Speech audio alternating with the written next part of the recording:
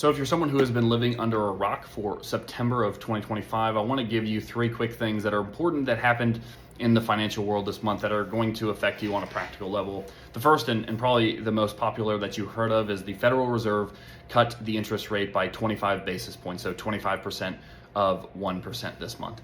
Now, that is not going to lower your mortgage rate overnight. It's not going to lower a lot of things overnight. In fact, it's going to take time for this to make changes across the board, but ultimately lowering interest rates in America means that it's going to be cheaper to borrow money. This is going to be helpful for businesses. This is going to be helpful for investors. Most of the time when we lower interest rates in the country, it's better overall. The second piece is that we're again seeing rising credit card delinquencies.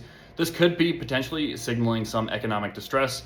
When we look at the economy as a whole, it currently looks healthy, but when we see people not being able to afford their credit card bills and essentially spending more than they can actually pay, again, long-term, this could be an issue. Third is we're seeing more movement around 401ks allowing private investments.